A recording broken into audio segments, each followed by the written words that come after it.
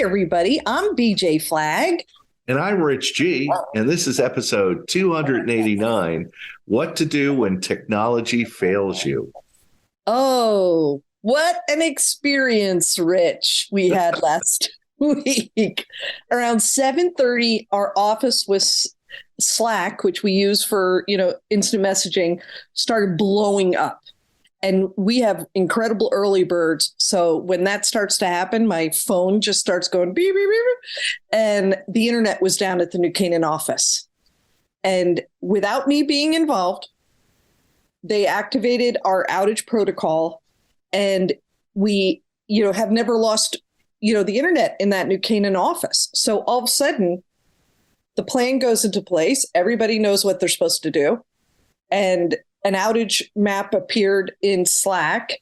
It explained who needed to stay home, who had to work, and work for the day. And then there were people in the office. So, they could use hotspots. They could, do the things that they needed to do. Clients could get contacted, all of that kind of stuff. And then the reverse happened when the internet went back on. And the people who have the jobs of contacting everyone and making sure everybody knew and that kind of stuff all happened. But it was pretty amazing. For sure. It sounds like you had everything in place beforehand. Yes. Because it could have been a mess. Oh, yeah. Yeah. Yeah. And having multiple offices is an issue. You with the complexity, you really have to have a plan to make it work. Now, did any of your customers notice anything wrong, or what happened there? We contacted some of our major local ones, and sure enough, they were out. So we all kind of were, quote, out together, and we just said, hey, we know this is due. Don't even worry. We have it being done in a different office. So it'll be ready and everything will be fine. The files will be able to get to the printer as soon as need be, or your website will get changed because it's being handled in a different office. So there wasn't any changes, people could be reassured that it could happen. But the best part is, you don't have major servers running people's, sites at your location like a lot of marketing companies do. It's all in the cloud. Right. Everything's in the cloud. So, when we're talking to people and, beginning the process of getting a website going for them, we talk about that. Yeah. We got to be in the cloud. This can't be on a server in John's brother's sister's son's house. Yeah. It just can't be done.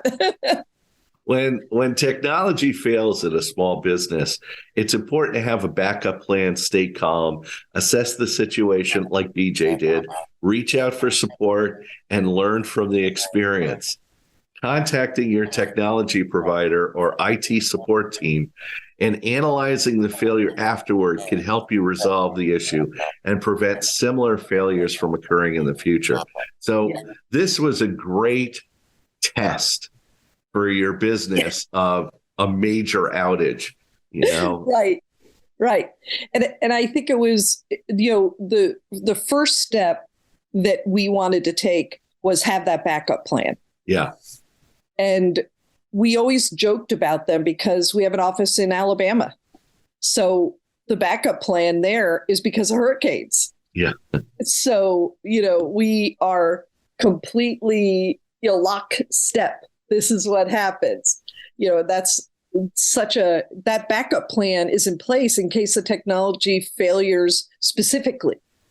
And, if you rely on your phone to contact all the people, you can do so much work on your phone, and it's amazing what you can do. You can have people who work out of different offices. They can, work from home, you could have a backup system. Now that's a little dicier. We did have a client who had an internal server that could go into play, so people could still work internally. And then as soon as the system went back on, you had to merge all the files. So, that's totally doable for sure, but it's for a larger organization. Yeah, but it's funny because for small organizations, small companies, they're like, backup plan. What is this, like DEFCON 4? I've got to do all this stuff. And it's like, no, but you could have a backup plan that's on one sheet of paper that kind of Yeah. says, if the internet goes out, here are the things we need to do. If Right. the electricity goes out, here are the things we need to do. You Right. know, and it's not like you have to review it every quarter and you have to have a test scenarios and all that. You just say, you know what, on the wall in the back of the office is the emergency sheet. Just pull that down and do what that sheet says. Yeah. And, if everybody on your team is aware of the backup plan and trained in what to do, it can be pretty quick. In our case, it's all about the seasons. Alabama and, North Carolina, they're kind of on hurricane patrol. DC cannot have a snowflake and everything goes out. And then up here, we're New Englanders. So we'll get hit by great things like vandalism and and weather.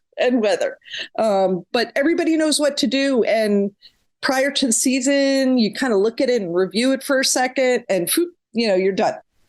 It's so not spending a lot of time on it. Yeah, I think it's perfect. So have a backup plan. Yeah. Step 2, and this is the one that we touched upon with BJ, is stay calm and assess the situation. Okay. Right. It's not like, oh, hands on deck, we got to go do this. Take a moment to breathe and assess the situation, because what you think might be wrong might not be wrong. Too often, we tend to go into an emergency mode and attack the first area we think might be the issue, but it really isn't. Yeah. So you have to first determine the extent of the technology failure. Is it just you, your office? Is it the building? Is it the town or neighborhood? Is it the town? Is it the state? What's going on? Right. Figure out the extent of the technology failure and its impact on your business. I run into this a lot when I'll go to like YouTube and it's just acting weird. Yeah. And it's just, I go, oh, maybe it's my computer. Maybe it's my network. And I go, wait. And I go, is YouTube up in Google? And there are sites that track. And it goes, oh no, YouTube's down right now. I go, great. So it's not me, it's YouTube. Excellent. Right. And, in our world, it's constant contact. We do emails very routinely every day, and there's things that are going on. And we feel like we're the best friends of constant contact because we're like, whoa, okay, we're experiencing an outage. And you literally can do nothing. And, so, as soon as it goes back on, you like load everything and get ready to go. But it's good. It's good to see that they too have a backup plan, and you can see them immediately. A little email gets shot out to you, and we'll be back up, momentarily, and that's good. They made us aware, right? And so it makes you feel good. And these things happen like when you're updating your computers for the new version of operating system, things go wrong. So the other thing is when you're staying calm and assessing the situation, think about your clients and your employees. Oh, okay? Yeah. They're wandering around in the dark right now and need your guidance on what you're doing to solve the issue. And you need to talk to them on a regular basis. You need to communicate with them, let them know what's going on, because they might be getting interruptions. They might have an e-commerce site with orders that's down. And they're like, what's going on? So communicate with your team to let them know what's going on, and also your customers about the issue, and provide frequent updates, because I've run into problems with clients where they're afraid to tell customers that something happened. Right. They're going to look bad. It's like, no, everybody understands this happens. It happens. Yeah. And as long as you're communicative and you keep them updated on what's going on, people are fine with it. And nobody gets upset about that. They are appreciative of the fact that you have a standard protocol and, our internet is down at the New Canaan office. These are the protocols in place. You don't have any issue. Yeah.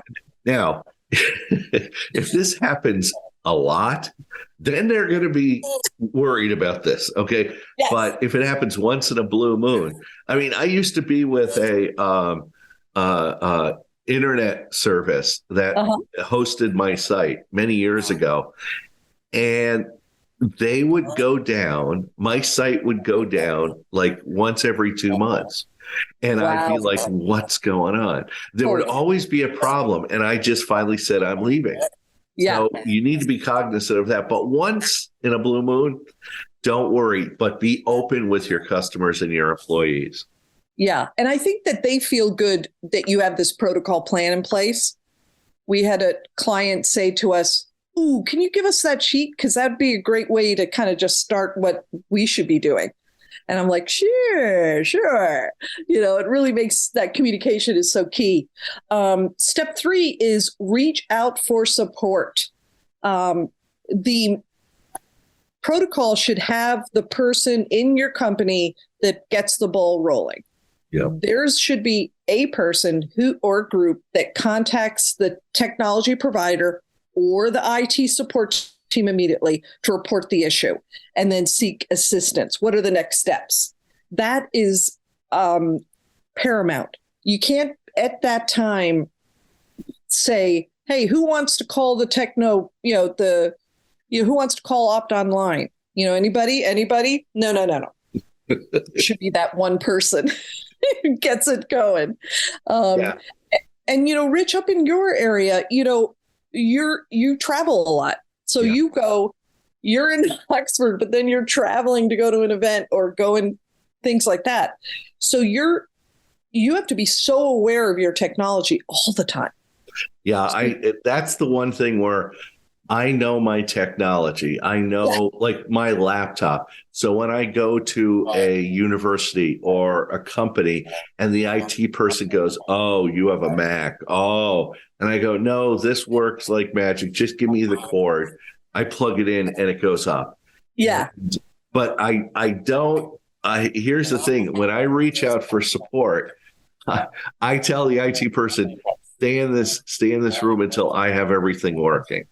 And everything's perfect, because I show up an hour to 2 hours early to set everything up and make sure everything's working perfectly. Then I could tell the IT person, "Thank you so much. By the way, can I get your cell phone in case we run into a problem?" Right. Sure. So I can call them. But I don't leave it up to myself. I make sure the IT person's right there for support. Oh, for sure. And, and then if it's, if you do determine that's an internal issue, diagnose and fix it with a specialist. It is key, make sure that you vetted this person. They know your systems. You are on a contract, and then you can snap into action. You may never need it, but just know that you can contact them, and then just make them aware during a year, hey, we have some new updated systems. We just want to make sure you know. Or you start to see a little kink in the fabric of your network. Call them. That's what they're there for. Yeah. And don't try to jerry-rig your own, system. Use the experts and get it so that you don't have those surprise every 2 months things. You just don't want that. Yeah, they're thinking of things that you probably not even thought about, like temperature. They're thinking of electrical cords around magnetic things. They're thinking of cybersecurity. They're thinking of all this stuff that you're like, "Oh, I don't have to think about that." Well, no, they do. And the way that they've set up the system is the opportune moment is that they want to set up the system so they don't get phone calls. Okay. Right. They don't want that. They just want the retainer you're paying them.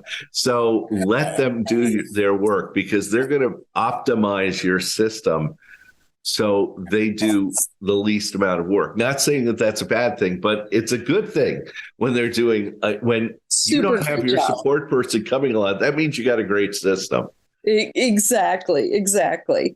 And the other thing, the outage might be because your systems are antiquated. Your Yeah.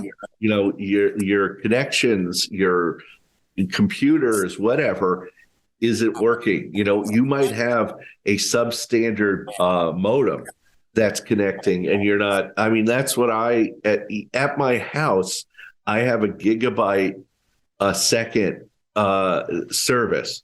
It's like it rounds out about 900 megabytes a second. It sends. Because I do workshops and I don't have that. So yeah, and it's. I think if the pandemic taught us anything, it taught us to be prepared to work at home. But then what does at home look like? Our tech group said, as soon as we realized how much off the grid people could work, and he needed to get comfortable with the fact that all these other internets were going to be coming into play in our network. Yes. And he was able to kind of develop a good plan to actually feel comfortable. He needed to feel comfortable, which I thought was an interesting way of looking at it. It's so interesting. For years, I had a hardline phone for my coaching because I wanted clear, concise, never a problem on the web, with the VoIP. Right. But my phone system started having issues. It went down like every 6 months. And then there was crackling and hissing. There was one point where I was hearing someone else on the line. Oh, party line. And I was like, what's going on? And we had multiple people from AT&T coming to our house, checking the line, replacing cords, and finally, one guy came in and told me the truth. He said, look, you're in a rural area. You're at the end of a junction. You're at the end. So it has to feel, because you're never going to get great service. I went and talked to Xfinity. I went on VoIP. At that point, it's perfect now. Nice and clear, never goes down. And I got rid of that $100 a month phone charge. Exactly. It's gone. So Right. Again, and that's such a great feeling. When these problems happen, sometimes it points you towards new technology, new ways of doing things. Oh, yeah. Oh, definitely. So go for it. No, I was going to say step 4. Step 4, learn from the experience. Okay. After you resolve everything, after everything's back to normal, analyze what happened and why it happened. Okay. Identify what could have been done differently to prevent or minimize that impact of failure. You might have to talk to your support person. You might have to talk to your employees. Yeah. You might have to talk to your service provider and say, look, this can't happen again. Yeah. And I think one thing that was surprising for us is in the amount of time, because it had been so long that the New Canaan office had been down since Superstorm Sandy, that we have the technology on our phones.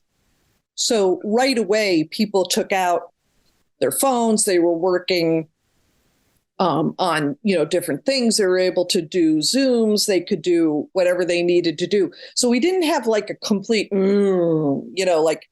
loss. It really was so great. We were able to still do so much. So times change, and the amount that you can do things can be. Did you ever find out from your internet provider what happened? What was the problem? It was vandalism. That somebody had cut a major fiber optic lines. I did not know that. Yeah, and the swath went all the way up to northern Connecticut, all the way down to the Hamptons in Long Island. So it was a very large swath that occurred. It was a big cable then. It was a big... Yeah. And the best part, though, it was Opt Online was on it. They contacted, had the outage maps, updated them frequently. We went back on 6 hours later, 7 hours later. So that was pretty amazing. Vandalism. Wow. And let's not do that again. Yeah, it almost, I hate to be fatalistic, but that vandalism almost goes from vandalism to like terrorism, because that big of a junction wasn't done by some teenagers, with a pair of hedge clippers. This was actually done. So it'll be interesting. I haven't read anything about it, so it'll be interesting. Well, there we go, because you're outside of our grouping. I'm outside of it. Exactly. But I have a perfect resource for this. Absolutely perfect. Angela Duckworth wrote this book called Grit, The Power of Passion and Perseverance. And it shows people striving to succeed that the secret of outstanding achievement isn't talent, but it's a special blend of passion and persistence that she calls grit. And it is an inspiration to all those non-geniuses out there that we can all have this perseverance, which I just love. It's an incredible book.